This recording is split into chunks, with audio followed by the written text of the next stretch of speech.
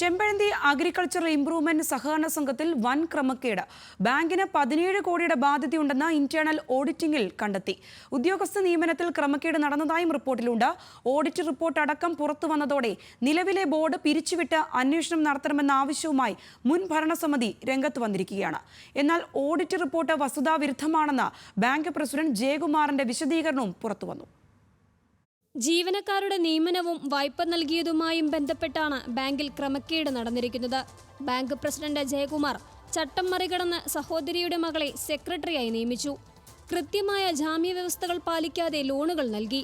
സഹോദരി സുധാകുമാരിയുടെ പേരിൽ രേഖകളില്ലാതെ 1 കോടി രൂപ വായ്പ നൽകിയെന്നും ഓഡിറ്റ് റിപ്പോർട്ടിലുണ്ട്. 17 കോടി രൂപയുടെ ബാധ്യതയാണ് ബാങ്കിന് നിലവിലുള്ളതെന്നും ഇന്റേണൽ റിപ്പോർട്ടിൽ പറയുന്നു. ഇതോടെ നിലവിലെ ഭരണസമിതിക്കെതിരെ പ്രതിഷേധം ശക്തമാവുകയാണ്.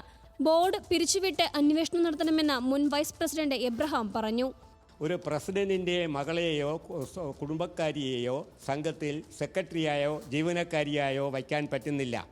തിരുവനന്തപുരത്ത് അങ്ങനെ ബന്ധുക്കളെ വെച്ച എല്ലാ പ്രസിഡന്റുമാരും ബോർഡംഗങ്ങളും രാജിവെച്ചിട്ടാണ് ഒരാളിനെ സെക്രട്ടറിയോ അല്ലെങ്കിൽ അതുപോലെയുള്ള സ്ഥാനത്തോ നിയന്ത്രിക്കുന്നത്. എന്നാൽ ഓഡിറ്റ് റിപ്പോർട്ട് വസ്തുതാവിരുദ്ധമാണെന്നും വൈരാഗ്യബുദ്ധിയോടെ തയ്യാറാക്കിയതാണെന്നുമാണ് ബാങ്ക് പ്രസിഡന്റ് ജയകുമാറിന്റെ വാദം. സഹോദരിയുടെ മകളെ നിയമിച്ചത് നിയമവിരുദ്ധമാണെങ്കിൽ മാറ്റാമെന്നും നിക്ഷേപകരുടെ മീറ്റിംഗ് ജൂൺ 25-ന് നടന്നിരുന്നുവെന്നും ജയകുമാർ കൂട്ടിച്ചേർത്തു.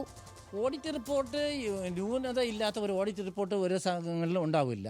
പിന്നെ ആഡിറ്റർ അവരുടേതായ ഭാഗം നല്ലവണ്ണം തിമിർത്താടി ഈ എബ്രഹാം മാസ്റ്ററും ഒക്കെ കൂടെ ചേർന്ന് വൈരാഗ്യ ബുദ്ധിയോടെ ഉണ്ടാക്കിയെടുത്ത ഒരു ഓഡിറ്റ് റിപ്പോർട്ടാണ്. ബാങ്ക് ഭരണസമിതിയിൽ 11 അംഗങ്ങളാണുള്ളത്. ഇതിൽ 4 പേർ രാജിവെക്കുകയും 2 പേരെ പുറത്താക്കുകയും ചെയ്തിരുന്നു.